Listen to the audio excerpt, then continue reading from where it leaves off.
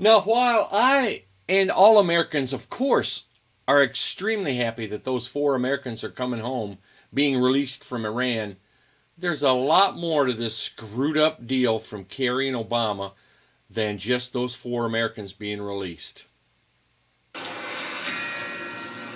More now on our top story. Iran announcing the release of 4 Iranian Americans as part of a prisoner swap with the U.S. A move that comes as the two countries negotiate the final steps before the expected lifting of sanctions related to its nuclear program. A U.S. official says the Americans will be flown to Switzerland from Iran on board a Swiss aircraft. Let's bring in Dr. Sebastian Gorka, counterinsurgency and counterterrorism expert and chair of military theory at Marine Corps University. Thank you for joining us today. Busy day.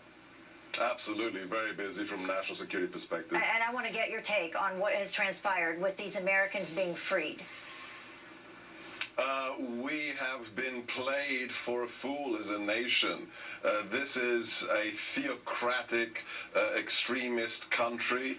It's been sponsoring terrorism against us, against our servicemen since 1979. The people being released were held on trumped-up charges. One of them because they're a Christian pastor, and now we should be happy they're coming back. But we're giving away the farm. We're giving away 7 individuals who were prosecuted or who were charged with dual-use technology infringement for Iran, and worse than that, 14 people on the Interpol red flag list who are clearly terrorists or suspect terrorists are now free to travel the world. This is a bad deal for the world and for America. Yeah, those 14 linked to a bombing in Buenos Aires that killed 85 people. In terms of the timing of this, with the nuclear deal and the sanctions being lifted with Iran, how do you think this relates to that, and how long do you think that this has been going on? Well, clearly, this is the quid pro quo. This is we're giving them billions and billions of dollars as part of the deal, and in exchange, these 4 people are being released, whilst 2 others are still in Iranian custody. We have to remember that, and we have to realize that the really effective negotiation would have been to make the release of all of our hostages, because they are hostages, a non-negotiable prerequisite. Exactly. Of any talks with Iran, but that's not how this White House played it. Right, it doesn't make a lot of sense. And we have to talk about a third part here. That would be the U.S. sailors who were held hostage, or they were detained, I'll use that word, detained by Iran just a couple days ago. So we had those images of the U.S. sailors on their knees, one of whom was forced to apologize, and now we have this happening today. How do you think those two are related?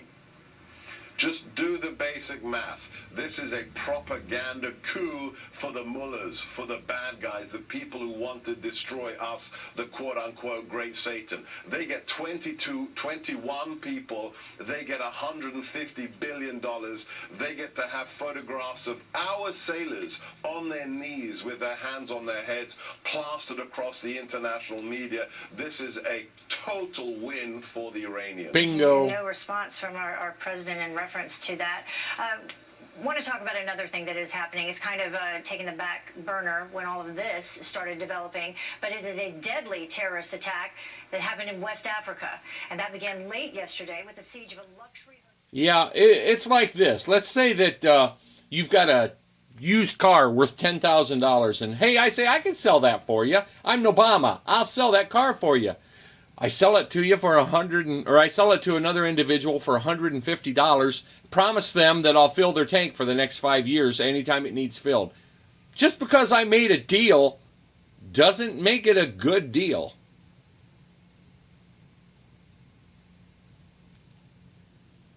That being said, let me share again. I'm very happy for the families and friends of those 4 individuals coming home. There's still at least 2 Americans being held. They should have been released a long time ago. Just because I'm able to make a deal, Obama, doesn't make it a good deal, Obama.